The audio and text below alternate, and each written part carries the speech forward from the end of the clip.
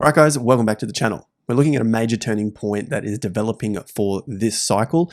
Now, I don't think the cycle is over, but it is definitely something to be paying attention to, especially at this time, as it is trending in the opposite direction that we want to see it trend in. Make sure you hit the like button, subscribe to the channel if you're new here. It is your home of macro cycle analysis, covering everything today: Bitcoin, cryptos, the stock markets, and of course, the real estate cycle. So we have heaps to get through today. Just a quick shout out to our channel sponsors, Bluffin. This is a no KYC exchange. As I've talked about before, it's best to have multiple exchanges set up just in case any of them go down, like you saw recently with Coinbase. And if some of your favored altcoins aren't on a particular exchange, well, then it might be on another one. So what I do, I have multiple. I mentioned that to the members to have multiple different exchanges, but you still need to take precautions, and especially if you are trading with your trading plans, and of course keeping your crypto safe, whether that's on mobile apps, whether that's in hard wallets. You need to be able to keep your crypto safe, but essentially you need something to be able to trade crypto on. Links in the video description. You get plenty of sign up bonuses with the links there. Okay, as I said, let's kick it off with Bitcoin and the volatility. Here is my final boss, grand final. We're in the right side of the cycle. We look at the lows to the lows, your 4 years, low to low, roughly speaking. Of course, everything is approximates here. There are no definites in the market, and you will not find, I've never found a definite solution to the market. If you do, good luck, okay? But yeah, we're not looking for definites here. We're just looking at approximates and probabilities. The right-hand side is where I see ourselves into now. And whether we make it all the way to 3 years up to the peak, like Q4 of 2025, is yet to be decided. What does happen throughout this phase now, you can see we're into new all-time highs. We've done a massive month in November, big breakout, which I also have some good news on for you guys as well in terms of timing to the upside.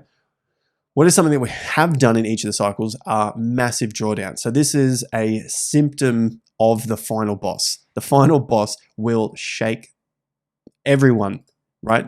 Last cycle, 55% to the downside over 2 months.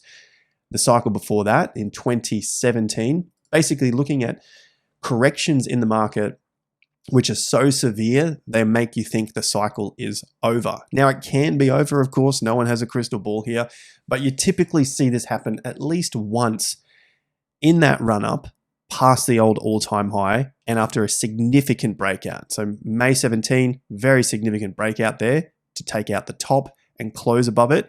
And then look at the pause in June and then the correction, 40%. So if we're doing something similar like that, say November, like we just had, big month to the upside and a pause here. What if we get that correction in January or February, right? So 2017, take a look at that again. Big confirmed breakout. And I'll show you what this looks like with more analysis, looking at volume and how it continued to play out. But it did take some time, sort of took another month or two, and then big correction. And then within the same month, it flipped the other way and just pushed everyone back into the market to go higher again for another month. And then it decided to screw with everyone again in September. And within that same month, you had 40% down on your Bitcoin. And then it rose again within that same month and then continued to go up into the top. Now, within these last months of the cycle, this is where I was trading. I started back in March, April of 2017. Within these months here, October and in particular November, you even had within a few days massive swings, and then the market kept going. So the final boss is basically trying to knock you out. The easier stages in the earlier days, although mentally you might not think it because of how dire the market seems. Like it's just never going to return. It's over, and that's the sort of mental game that you got to get over in the first year or two. But in the third year, when everyone thinks it's fine and the party's on, this is the mental game that you were playing with. All of a sudden you're up 100%, then you're down 50%, then you're up another 150%, and then you're down 40 or 60%. There's this huge emotional swing, almost like month after month. It might give you a month off where it just rises like it did May and then August, but then the following month is there to either pause you or basically shake it out to the downside. So the previous cycle as well had a very similar thing, massive pump up. Don't worry about how big the percentages are, because it's unlikely we're going to see that in Bitcoin over a month here. Imagine if Bitcoin did 700% in a month from 100K. It's going to be 100K to 700K. There's going to be trillions of dollars. So it's pretty unlikely. But in terms of the corrections, you can definitely see wild swings. Whether it's 70%, I don't know. I don't think it would be in a month.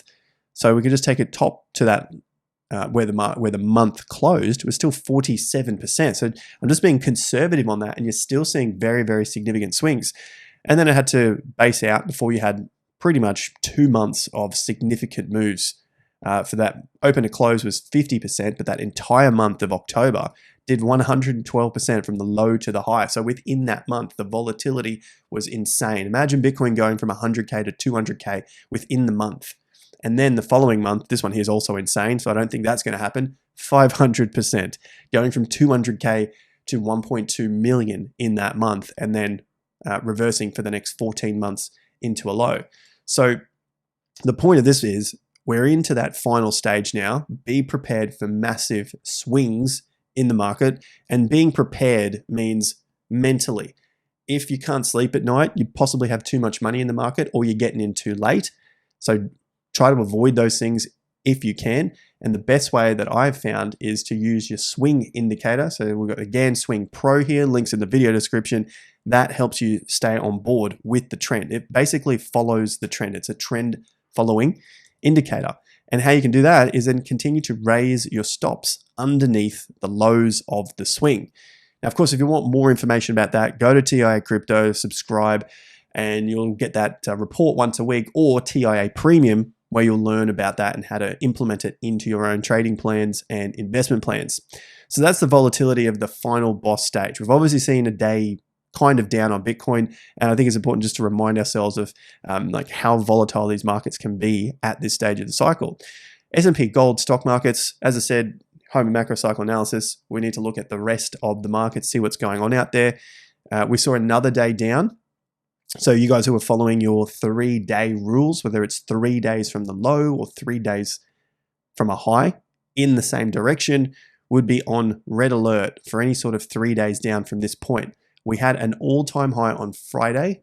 So that top price there, 6,111 on the futures. You got a lower top, lower low for 1-2 days. We're on to the 3rd day, and we'll see whether this does drop a little lower here. That could be your 3 days. Now, it's kind of happened before at each of these all-time high peaks with the odd inside day thrown in there. So there's an inside day, lower high, higher low, 1, 2, 3. And the market continued down. You got a pretty big dump there, at least for October. It reversed again, came back down into that same zone. And looking at the chart, it hasn't necessarily gone that much further. We take it a measure from the top to where we currently are, it's only up 2%. Whereas in some days, the S&P 500 has been doing 2% on its own. So it's really at this sort of rollover period where it's just slowing down. The percentages from top to top are slowing down. 2.1 from the top to the next top, and then this top to the last top we just had, 0.95. That's the final all-time high that we currently have on the market. So the gains to the upside are beginning to slow. All that tells me is that the buying is getting a little bit worn out here. Maybe it's just a profit taking. I haven't seen anything in the news too serious.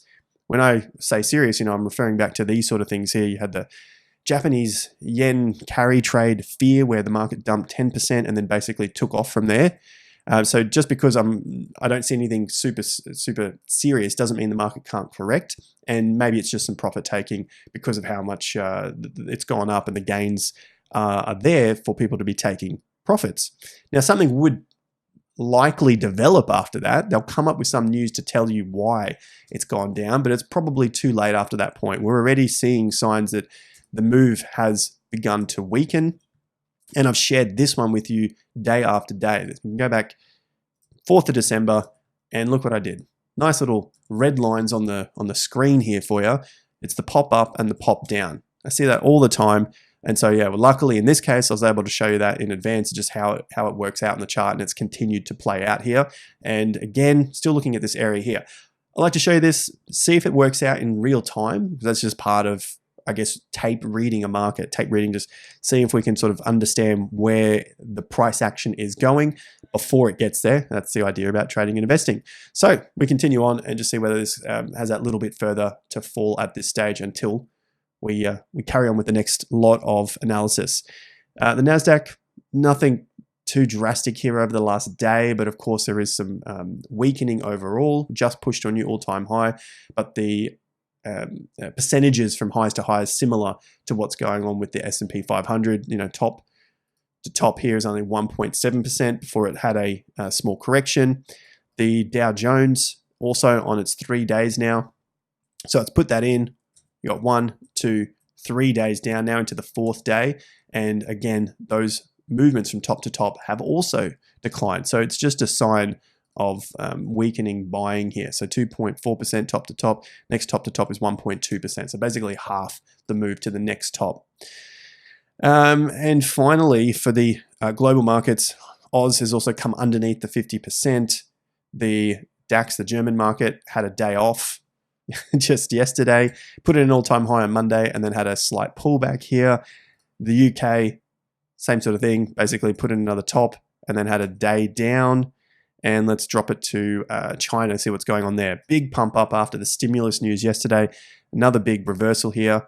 Volume not as large, and it did hold up slightly higher here. So ideally, you start to see a bit of a basing pattern again above 50%, so 13,400, and that'll continue on later in the month or early into next year. So overall, you can see things are slowing, but there's no signs of the cycle being over. Here is your cycle, your 18.6-year cycle. House prices are still seeing further things go up. The economy is still going up. The stock markets are stalling here. And of course, it is Christmas time as well. Volumes tend to dry up around that Christmas time period. So Bitcoin done. Whoop. And S&P gold stocks. Oh, we didn't get to gold. Let's have a quick look at that because we're seeing that rise as well. Some of the commodities go up. Now 2,729, 1, 2, 3 days here. We had 1, 2, 3 days from the significant low that came in on the 50%. That's a very significant move there, 50%, and we're starting to see it climb yet again. So gold's up. That could be the market, the smart money, thinking that we're going to see some more inflation. We could see some more inflation in the stock markets. We could see some, in the economy, which then leads into the stock markets eventually. And they'll have to start, crazy enough, raising interest rates. Not saying the next meeting, but look out for that in 2025, where they might have to start raising some interest rates if the inflation continues to get out of control, as we are seeing maybe some early signs here from the market saying, well, gold is heading up. Maybe we're going to start to see that as well. We also saw the US dollar head up as well in the last 24 hours. So you got the low here on the 6th, day up and another day up. We'll have to wait and see whether this is able to break out of the 107 and 108 resistance levels. But for now, you definitely saw another couple of days, and the strength from our rule here at the low back in September has continued to hold true. So now it's time to have a look at cryptos. All right, crypto, Bitcoin, market sentiment, and then some crypto data. The Fear and Greed Index finally dropped out of extreme greed. Again, we've had one other reading back on the 6th at 72, and we're now down to 74 after another red day. But some short-term good news, some increased volume, and the buying came up. But yeah, 74, nothing really overly concerning here. Not enough to reset the market sentiment, but it could keep grinding higher, as we have seen in the past, 2020, 2 to 4 months at this higher market sentiment around the greed and the extreme greed. It's not out of the ordinary, so we'll just continue to watch this. The Google Trends also just plateauing here. So again, not much to add. You got 47, 48, back to 46, meaning you're still seeing some search volume, but it's pretty similar to what the last few days have had. And the last few days have basically been sideways for Bitcoin. Yes, with a ton of volatility. So the largest liquidations day yesterday. So although there's been massive liquidations, the trading range is still the same. You chuck it on some candles, you can see the opens and the closes, all the bodies. Although they climb out, they come back into the trading range, so far being between $93,000 and $100,000. Call it $101,000. So for the last how many days here? From the 20th to the current day, 21 days within this particular trading range between 93 and 101. So within a 10% trading range, even with those swings involved, the bodies remain in that particular trading range. So that's your liquidations over the last several days. There's been enough on the liquidations to start to cool the market. The interest is still there, with Bitcoin and cryptos remaining pretty well stable in the search volume, and the bars themselves, the trading days, have all remained within this trading range. Now, if it is to fail and break down from these two lows, you've got a low here at 90.5 and 92K, then you're looking towards the next swing low at around 89 and the 50% level at $85,400. But just in the short term, you've got these 2 days. So we had massive liquidations, good buying that then closed it back at 97.6. And then yesterday, smaller range bar with similar sized volume and a higher close again. So there can be some swings here, but within this range, I'm not overly concerned.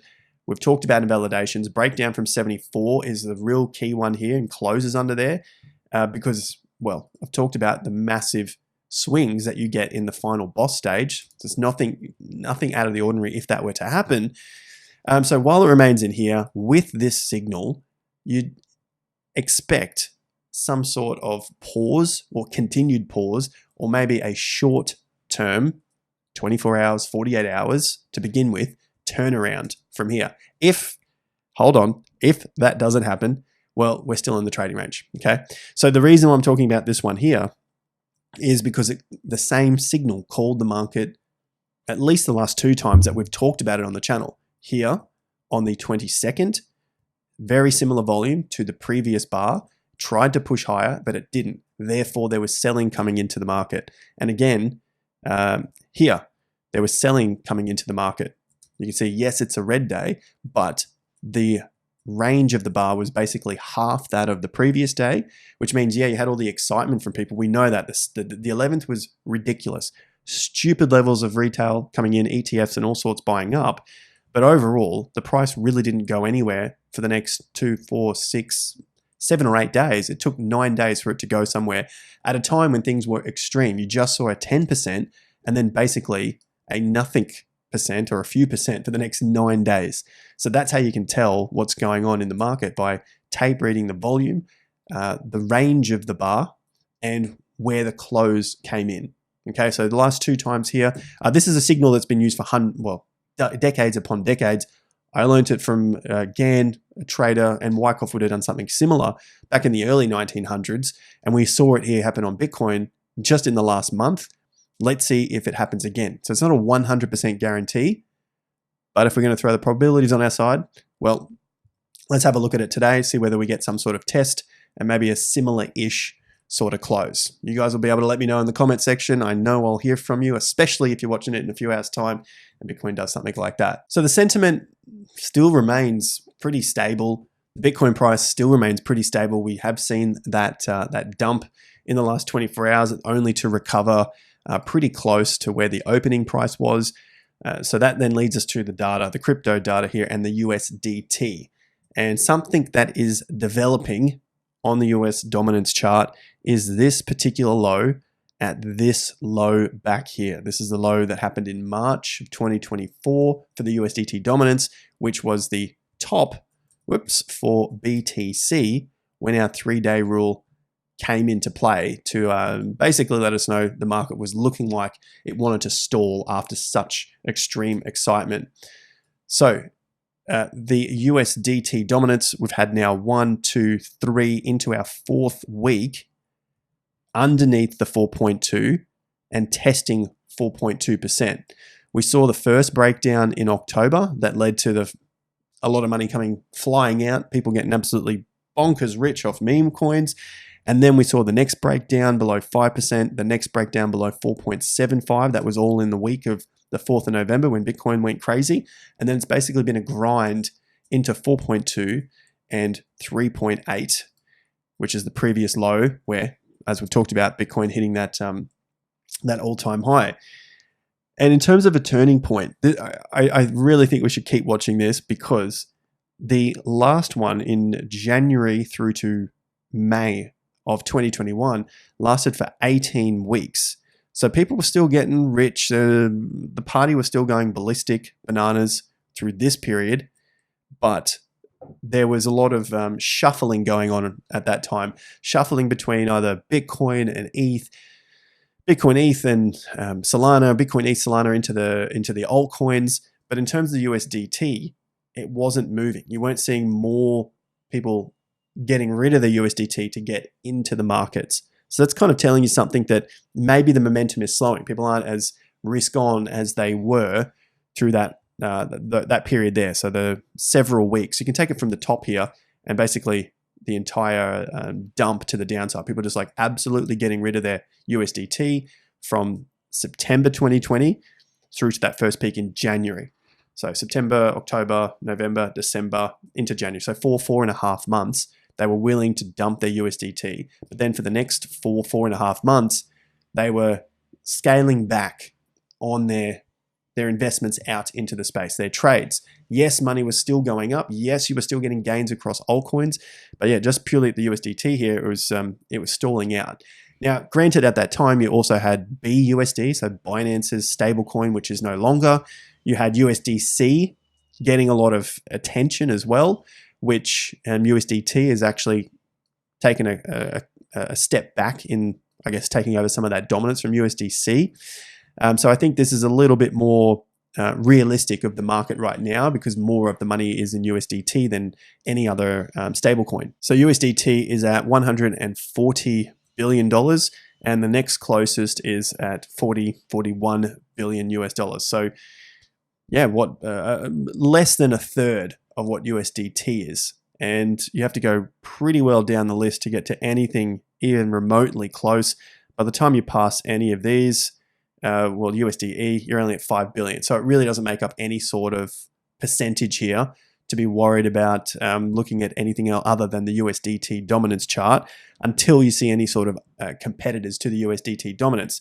So if this is a major turning point developing, which we've identified in the last one, took several weeks, and in 2021 took 4.5 months, I definitely think it's something to be paying attention to in case we still see higher prices, but this is developing as a time where people are getting a little less risk on and going a little less bananas in lots of altcoins, maybe just in a few, and they're rotating out of the majority into the few at this stage while putting some more money back into USDT. And you will know this because this will start to close above 4.2% and then maybe come back to test the 50% level at 4.75. The flip side, we always want to have a flip side because no one knows what happens over here, is if this starts to close lower and then the following week we break down. Then break down, closing under that level, that's going to be a key point. So we're going to need at least a week and a half to get to this. We still have 5 days to go in this week. So yeah, a week and 5 days to get to the next week's close. And that could then let us know whether we're going to have another big pump to the upside for the alts and a breakdown for USDT here.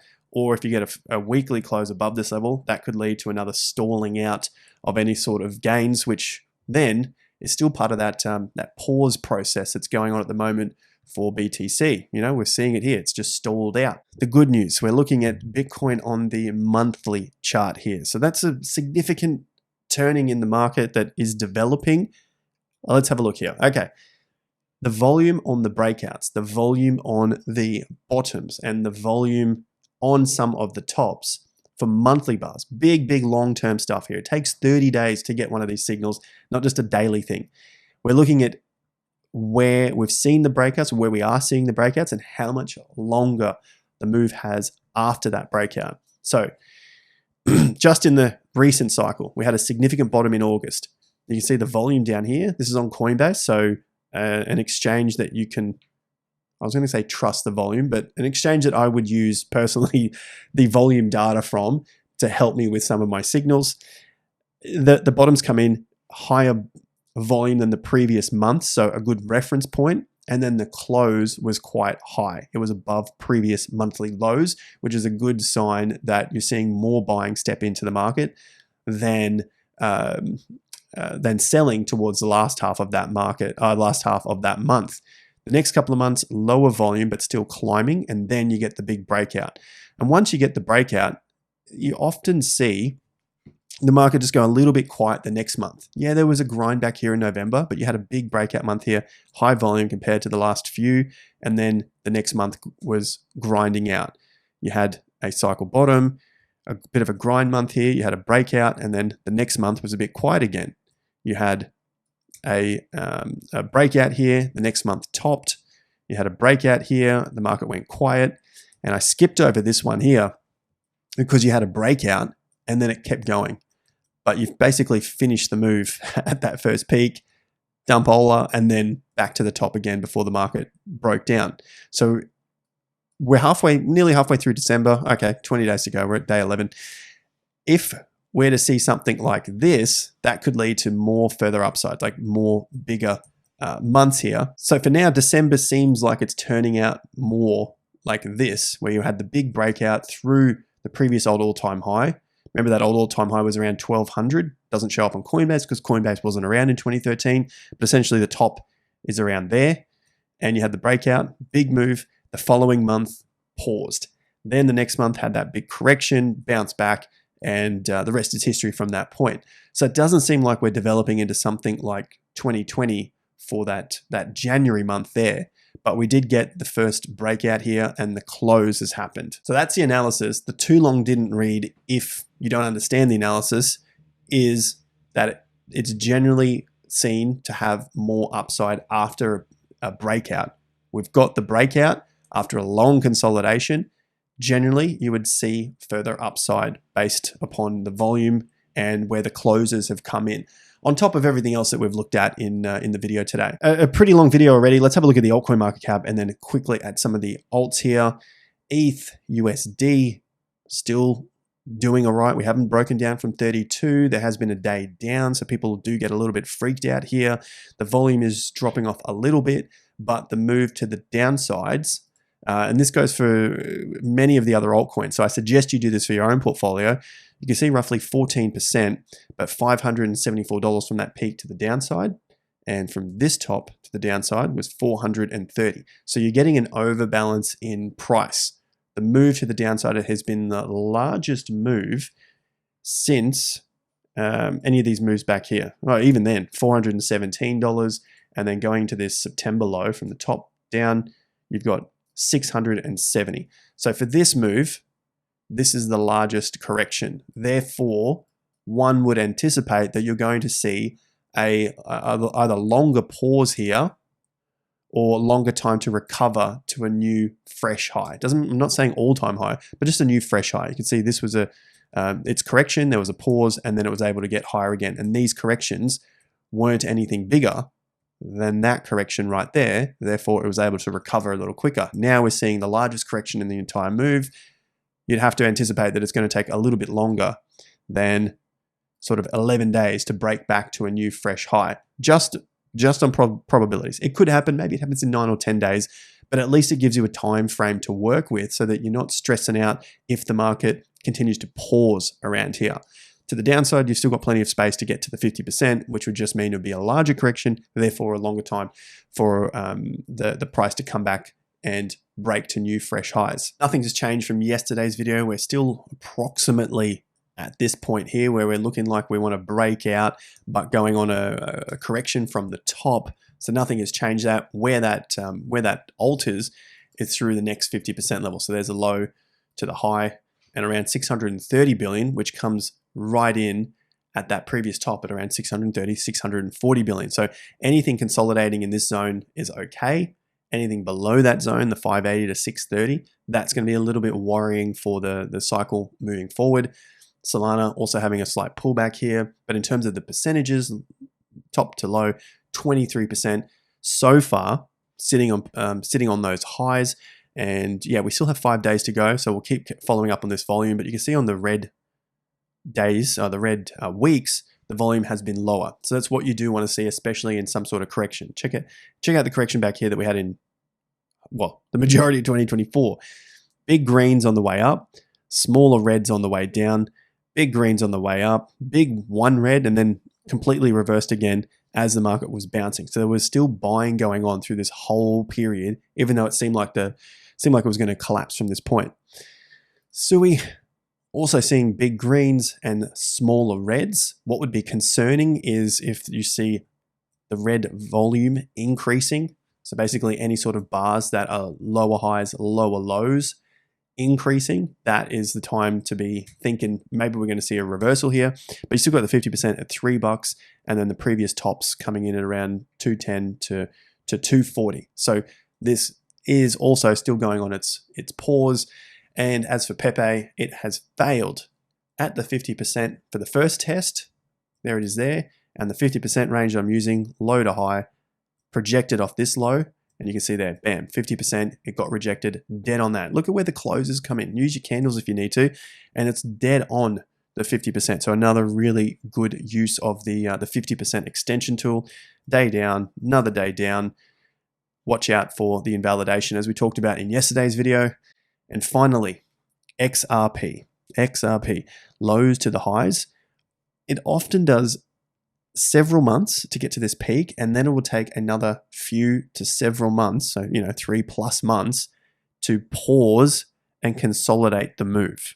So if you are an XRP fan, watch $1.70.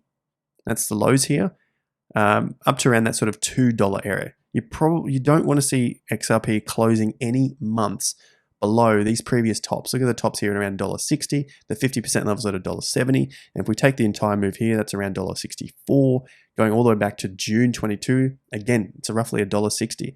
So I think $1.60 is going to be a pretty key pivotal point for XRP to maintain that level. Now, in terms of the moves, I'm looking at these 12 months, 13 months, 13 months, 12 months. You might be part of the XRP army or cult or whatever it is, right? But just pay attention to the amount of time that it's able to put into the upside before it goes on a very, very long downside. That's logarithmic, that's linear. You got pump 1, consolidate for 6 months, pump 2 lasts a month or so, month or two, dead for a long time. Even through the SEC thing, you still had a pump, 13 months, low, the exact low to the exact top, consolidate, 1 month pump, SEC, takes a bit of time, 1 month pump, and then long time to the bottom. You had a early pump here. This is in the bear market, so that's okay. 1 month, basically dead. Consolidate, 1 month pump, dead. Consolidate, 1 month pump, dead. Pump. So I'm looking at this as being maybe like this area here. I don't know if you're going to get your 2,000% return, whatever that was, low to high, 600% return. All I'm saying is watch the time frames. If you're starting to get towards the end of the 12 months from the July low, which will take you out to July 2025, maybe count your blessings and not get too caught up with any sort of cult armies. So plenty of good news in today's video. Even though Bitcoin has dropped, it's at 96 and it could drop further. I don't know. I don't have the crystal ball. All I'm looking out for are signs that the market is either ending or beginning, like we're looking at the lows here in 22, the lows in 23, and a lot of these signals are still showing up for further strength to the upside. Hit the like button, subscribe to the channel, stay up to date with us here, looking at your stocks, cryptos, Bitcoin, and of course the real estate cycle. And I'll see you guys back here at the next video. If you want more, links in the video description. You got Bluffin down there. Get your no KYC exchanges while things are quiet, or check out TIA Premium. Link is up there. Till next time, take care and peace out.